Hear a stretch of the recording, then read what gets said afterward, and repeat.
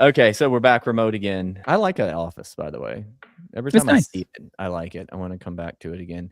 When I was there last, I don't think you may or may not realize how many hours I spent up at that office while I was Oh, there I last kind of time. suspected. Yeah. It's just Yeah. I would get up in the morning and I'm like, what am I doing today? I'm going up to the office. It's Saturday. I got nothing else to Yeah. do. Yeah. And just go up there and What are you gonna do? Hang out in the hotel? I mean, exactly. And then we got the what's the place across the street? Langford. Dullingford. I like that place. I thought their That's burgers good. were really good, really solid. I need It's to go become back. yeah, I don't understand that. Like you're in that office all the time and you have not been going back. You make no I sense to mean, me. I would eat a burger every day, but that's not healthy. Exactly. I can't imagine those burgers are like, best for the arteries and all that. I you know what? I disagree. I don't care what you say. I'm gonna roll with that. No, they're delicious though. They're great. I They're love delicious. yeah, Langford Market. Is that what it's called? Something like that. Grocery. Grocery, which I Yeah. found interesting. Super nice people too. I love that place. Anyway, but it didn't hurt that I was there in February and it was the weather was like just outstanding. And so I sat out on the patio and anyway, it was really cool. Yeah. I feel bad for Goose over there, although they know that I'll keep coming back to Goose's Acre. Yeah. Langford's funny. I think I told you we were supposed to go there once because they opened up downtown. They have a long history in Houston, and we were supposed to meet some friends down there because it was in diners, drive-ins, and dives. And we all got there right on time before they closed. And another friend coming from across town was like, "Hey, I'd like to join y'all." And so we'll go wait. And so we go sit and wait, and they finally get there like 45 minutes to an hour later, and we go to get our burgers, and it was closed. So we never end up having it. And it's funny. You think, yeah, you might. This was years ago. I'd be like, why don't you just drive back down there? It just never happened, right? And then this one opens up, and me and my wife were like on their opening day here because we had been wanting to try it anyway. Yes, So, it works. Yeah, I ate 2 or 3 burgers there when I was there. It was great. They're good. Yeah, it was good. No, and I like it over there because so much about the Woodlands is so stuffy these days, and Langford's absolutely not. It's very chill. Yeah, just like Goose and stuff like that. Right. So it's a cool area. It is. But yeah, that's new as of this year. So yeah, I'm gonna get back down there again and at least go to. It's the only reason I'm coming down. Just go to Langford. Just to go to Langford. That's good. So we wrapped the last episode, and this one I don't know. It's really interesting because we finally get to come to modern day, and that is weird to me because we've been going back, and I mean, God, 17 years we started this. That's insanity. Wow. That is crazy. It just boggles my mind. My daughter wasn't even born yet. She's about to start driving. So wow, it's a long time. It is. This is a long time. You're getting old. I'm staying the same age. Yeah, no, it is so weird. It will never work. It will never make sense because you started working with me when you were a teenager. And so like forever in my mind, Josh is the young guy and I'm the young-ish guy, but I'm much older than Josh. He's a teenager and I'm anyway. We're like 2.5 years apart in age. That's it. It's not even that big of a deal. Yeah. It was only like a big deal when you could drink and I could not. Yeah. At my wedding. That was it. At your wedding. Yeah. Oh my God. So yeah, anyway, it's I did get old. I'm firmly in my mid-40s now. Although my dad told me the other day that was my prime, and I was like, oh damn. That's tough to know. It's all downhill from here. Oh no. I thought there was more coming. I was looking forward to retirement. No, apparently it's not all it's cut out to be. Joint pain and back pain from here on out. Sure. A daily reminder to take your ibuprofen. Right. No, so yeah, 25. That was it was lame. We had to some people just ended up being not good fits for us, and they remained friendly with the people who aren't working with us anymore. But we were good with all of our employees. We've never really had like bad terms. Stay pretty friendly with everyone who's no longer working with us. But I think I think we had this kind of notion, and this goes back to who you hire and when you hire. We kept thinking that we weren't salespeople and we needed salespeople, and that was Right. like hardcore. That's going to be a thought process for most technical people, I think. Right? You need more Yeah. revenue to hire people. You need sales to get revenue, so hire sales. Yep. Again, we had some great people working with us. It just didn't necessarily translate to what our thought was, that, you'd have X amount, more in sales, and therefore you'd be able to hire more people and do more things. So yeah, in 25, I think we took a little bit of time and kind of got our heads wrapped around where we wanted to go and what we wanted to do. Yeah. And I think we landed on, like, let's go ahead and get more technical help in here, and let's focus on that. Let's focus on, Get I back to guess our I'll base. you speak to that a little bit about how many different things we had rolling at once. Just 25, just last year. Yeah, we had a lot of different, features that were nearing completion. It was just, we hadn't pushed them out. There's even still quite a few back there behind beta, feature flags and that kind of stuff. And some people get them and some people don't. But we never had constant or focused effort to finish them up, to get them over the last bit. And so, yeah, getting a little bit of extra technical help in there and focus on what we're good at, which was, being innovative on the technical front, Right. was just a decision we kind of made there. So that's why we have this whole litany of things that are, ready to roll. So if you had to say one reason, and I think, again, we're technical people, and I don't think we're alone, and I'm thinking about how others would do this. We ended up, I don't even know, dozens, we'll just say dozens of somewhere between half baked and 90% baked things out there.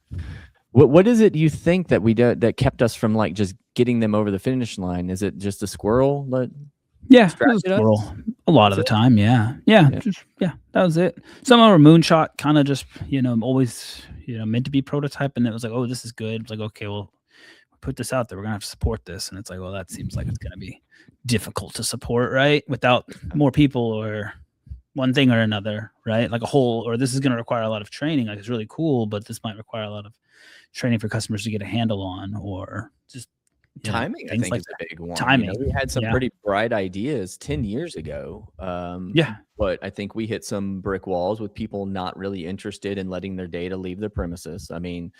That's an attitude that's only shifted over the past few years, honestly. I was gonna say, that's, the data set feature we had not done, but like in a V1 state that we were demoing in like 14 or 15. I think so.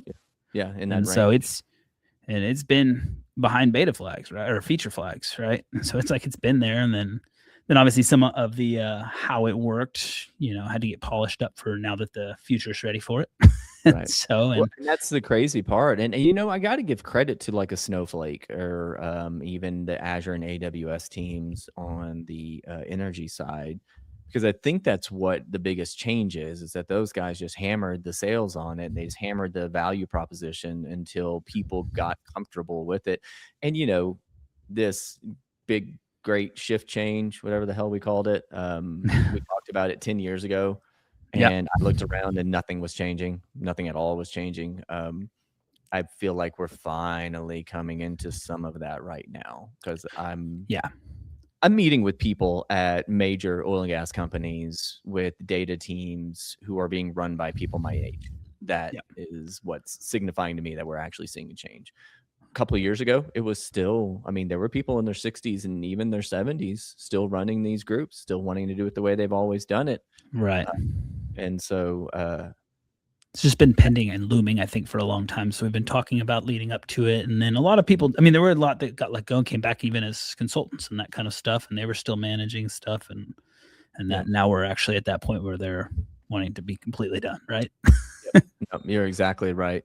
And so, some of these features, it actually becomes interesting, fortuitous even, that we would have some of these features that were good in what they were probably just too early to release. And then fast forward to a time like now, And we're seeing with everything with AI and generative AI specifically, and the agentic stuff now, like doing what we're doing now is so much more reasonable, logical, and adoptable than it was 5 years Right. ago when we were first toying with some of this. Yeah. It was a completely different world back then. Yeah, because even Even the Welly, past few months. our AI Copilot that we just released in earnest this year, because we were done with it Yeah. over a year ago, Right. but we kept finding holes and problems with the technologies and things that were more challenging than they needed to be that we didn't feel comfortable with releasing Right. it. Putting it out there. And that was one that was behind behind a flag for a while, just because, it needed Yeah, some no, 'cause dedicated timing to train and right. The purpose of Welly really didn't grab hold until closer to this year, where we got away from Welly being this, oh, it can be this magic button that gives you all the answers you need. That's really cool. To now, we've really adopted the idea that Welly is a true co-pilot that is Right. really focused on reducing the complexity of finding the answers you want. It's still going to utilize the system. It's still going to give you answers, but it's purely contextualized with everything else. So it's, Yeah. but that wasn't But our you initial pass. It didn't look like that. No, absolutely not. It was very rag.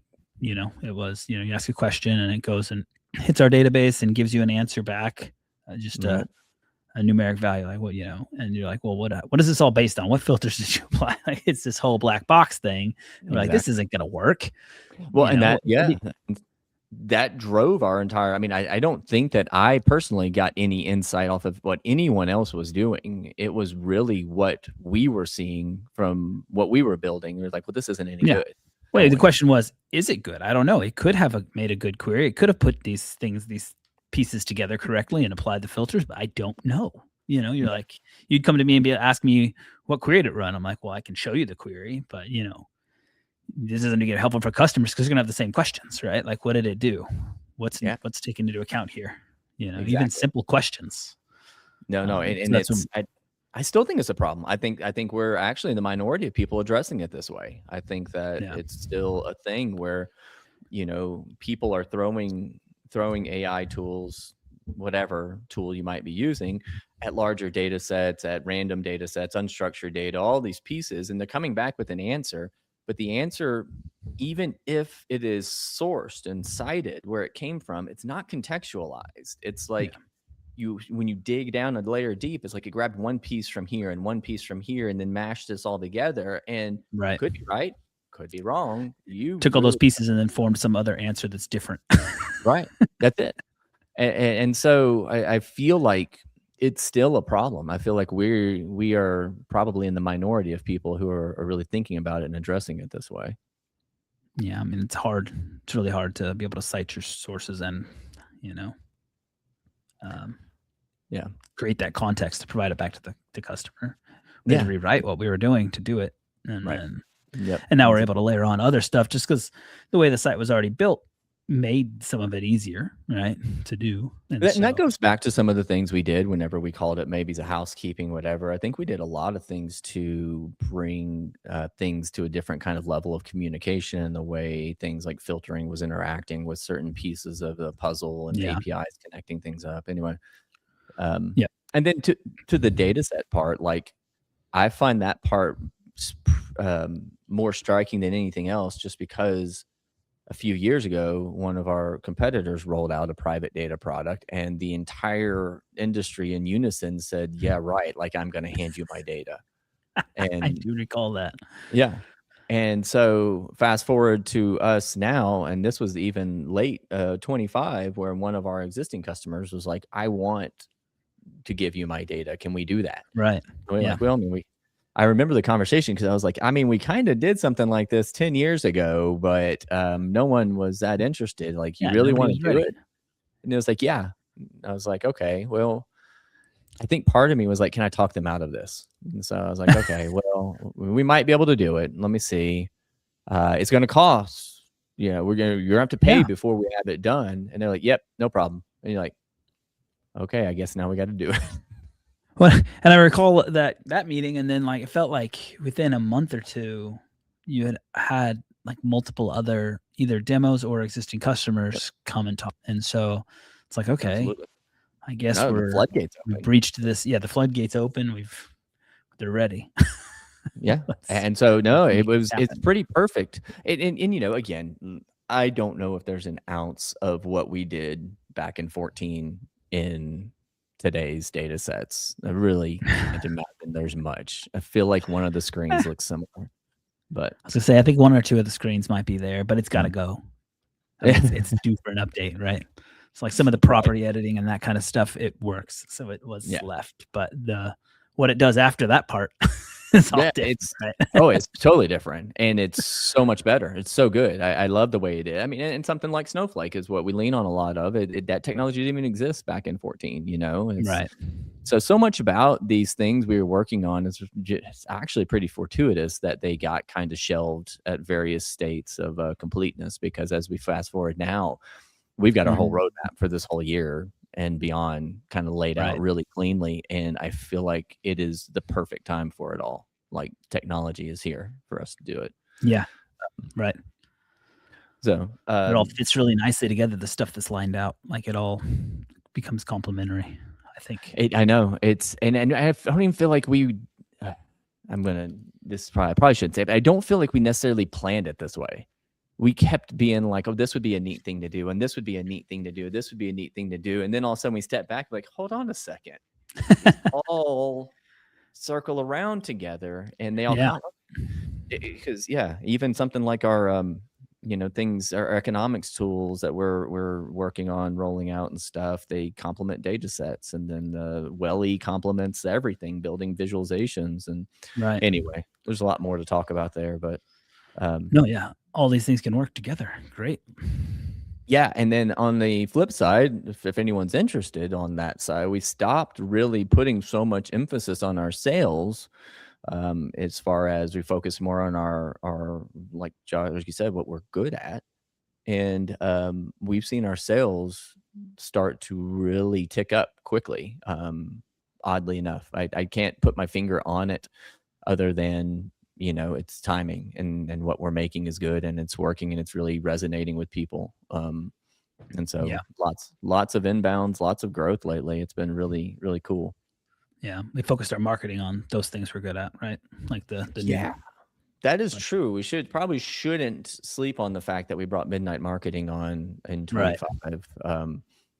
And I think that between their creativity, some of the fresh ideas that they brought and stuff like that, I think have really spurred some awareness of what we do, which that's cool too. Yeah. It's helpful. It's all coming together. That's it. No, but and yeah, even that, Tim deciding to start that company, that's fortuitous, and before that point, it was like, who are you going to pick to do your marketing? What is the agency? I mean, hey, are you that big? Are you going to pay that much money for a marketing Right. agency? I remember sitting down with Tim like way back at the Canon before it started. Yeah. Oh, Like, I yeah. don't think they had started yet, but You're talking about a long time ago. yeah, I was gonna say I think he was kind of like had the idea of it there and was just Yeah. gauging. Yep. We'd be interested in something like that. That did happen. No, that was cool. Again, we're getting back to that's pre 2020. That time we Yeah. talked Yeah. about Yeah. it. So, but yeah, I like this better. I like this strategy better. I like focusing on the technology better, and I like customers and things like that too. Sure, money's okay, whatever.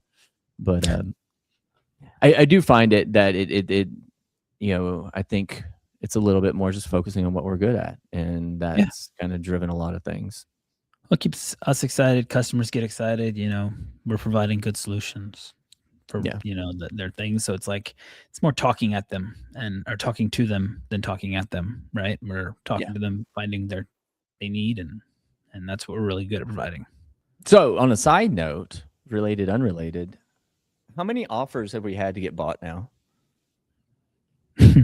It 4 or 5?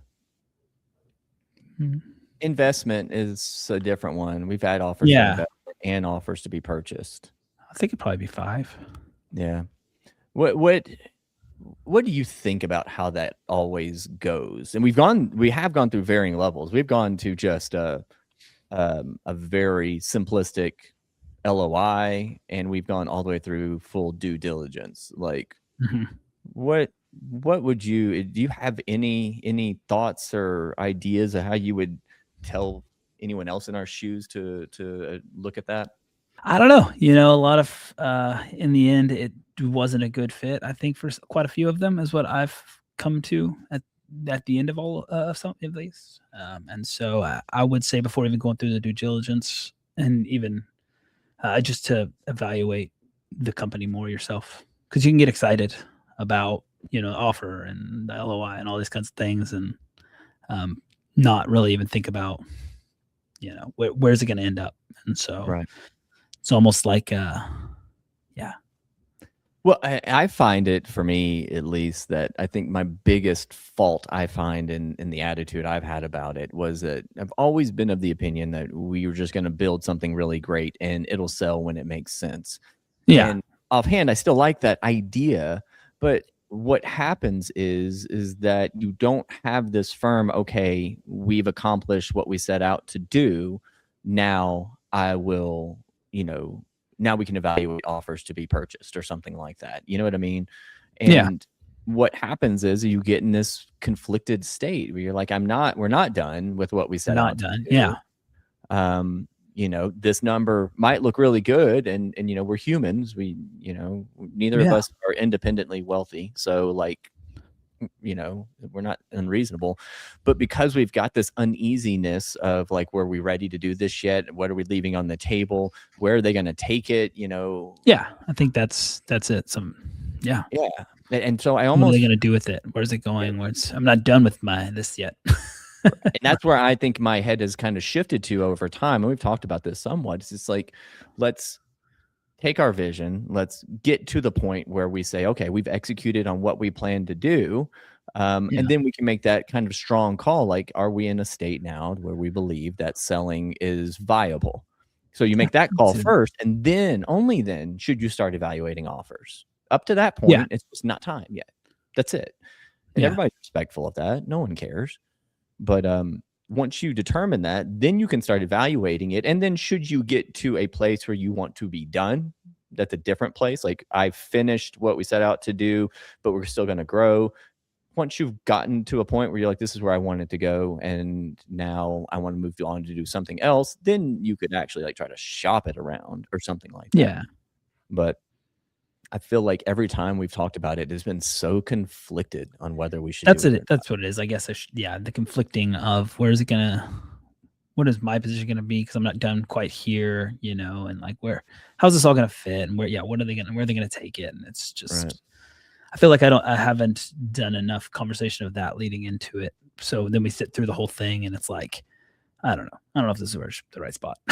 Yeah. Right. And Well, and then you do and it's cold hard. feet, I guess. Yeah, and we get mired in the problems of WellDatabase. That's where Yeah. we live to fix problems, and it's it's a large part of what we do, and we like to come up with new ideas and fix problems for people, and that's fun. But then when we go to the show, like when we went to NAPE, I one of the people said, who had been around at our booth, one of our partners had made a comment about us needing to be like commissioned for sainthood or something, because everyone who comes by is such a huge fan of what we're doing. And and I know, again, we charge a fair amount. It's not like it's free. Well, I guess some of it's free. We make a viable business. We're not raking people over the coals, and we're not also pocketing, insane amounts of money. We're fair is all it is. It's fair. Yeah. And I feel like that's the gist. That's another thing that I found increasingly harder to give up, because the minute that you go sell, the first thing I hear from most people is that you need to increase your prices. And I was like, right. We're here, and we're healthy here. We're happy here. Our customers are happy here. Yep. And you're just going to throw that all away for a few extra bucks? Like, that's right. hard to stomach. We'll stay this way for the time being, and who knows what the future holds. But I can tell you that there are some people who take lots of cash and then hire a bunch of people and then lay off a bunch of people, and they're like a yo-yo, and you never know who they're going to sell to next and where they're going to go. And so I think that's another area that our customers appreciate, our consistency. We've been here doing the same thing for 17 years now. So yeah. what do you keep going. No, at the end of the day, again, it will happen one day. It has to. I guess it doesn't have to, but my point is it probably will, and that's okay. Like, But we will but get old, like yeah, right, we will, yeah. I mean, older. right. But at the end of the It's like day, though, keep I getting going. think the biggest thing is like making the decision to do it, and then it making sense. Not the evaluating when you weren't ready yet. I think that's Yeah, I think that's been the biggest headache. I think that's exactly it, because it's you're evaluating, you're not ready, and then get through all of it. You're spending all of your time, and you're like, I don't even know what. I'm not even sure if I'm interested, right? yeah. So, and you've just spent a Well, bunch of time. You're and like, yeah, and if you do it the traditional way, due diligence, people, I mean, and actually they legally have to ask you about representation and things like that. And so, the time we went through due diligence, I do believe they probably thought it was strange that we didn't get attorneys involved yet. yeah, I think in our minds we were like, well, I don't want to pay that money right now. Let's yeah, go. I think we wanted to get through certain levels that we were very confident with us knocking out.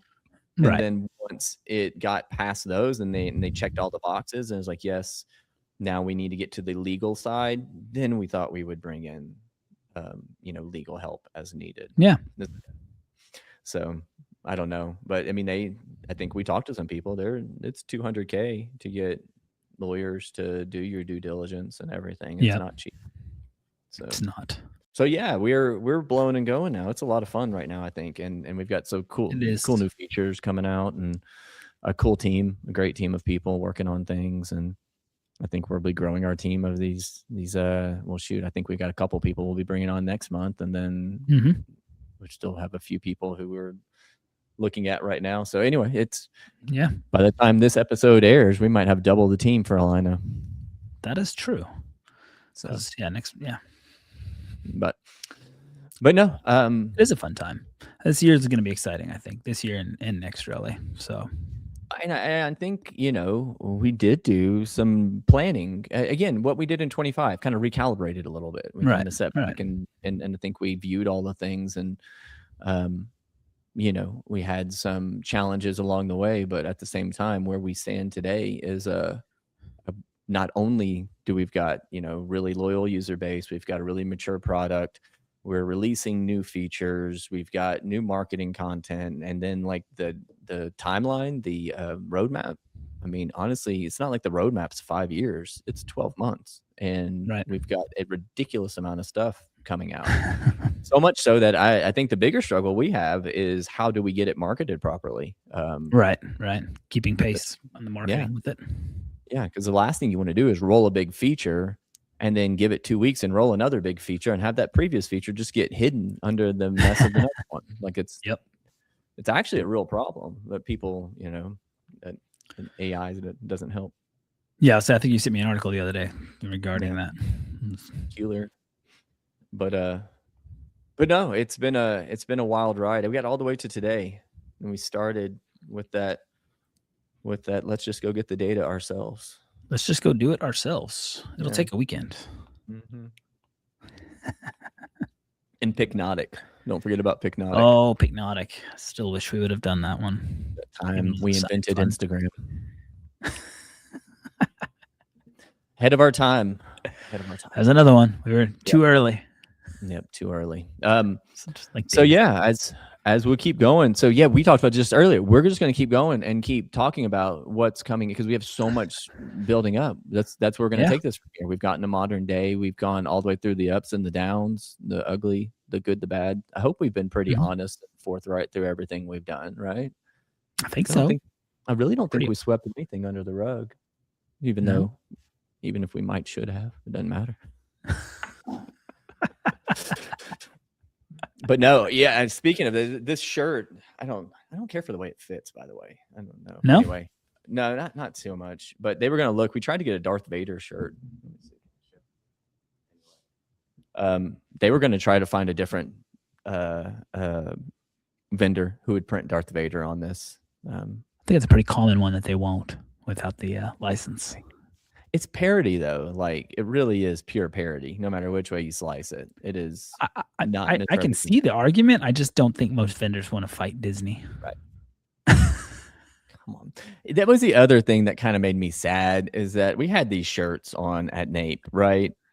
I tend to think 0% of people got the reference, and that made me really sad. I get back to the hotel. Shirt. Yeah, maybe so. I get back to the hotel one night, and you get in the elevator, and a guy walks in, and he laughs out loud at it, and I'm like, "That's what I was looking for all day." Anyway, at least you got one laugh, right? I did. No, he's funny. He anyway, is what it is. Yeah, we will bring these back to Urtech, I suppose. So yeah, we got a whole lot of them. We ordered 2 million of them. Yeah, I think I wore mine the other day. See, now I've worn every shirt we've ever made in this podcast, by the way. So there you go. This was why I had to wear this one. No, this is the end. I got the new hat. That is the new hat. That's good.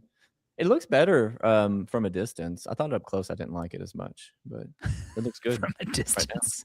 Right yeah. That's what my wife said to me. Sorry. Right. No, I'm out of the other hats, so I had to wear this one.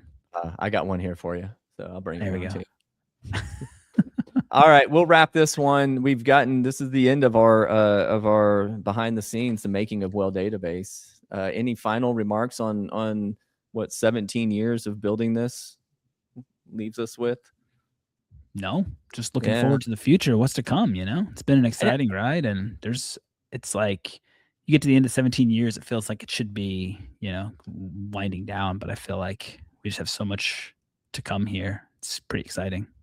I think so too. I think this took us, and I don't know if we've even kind of touched on this at any point in time, but I've found us going through ups and downs of like feelings of what we should be, where we should be, what we're at, and what we're doing, what we're not doing.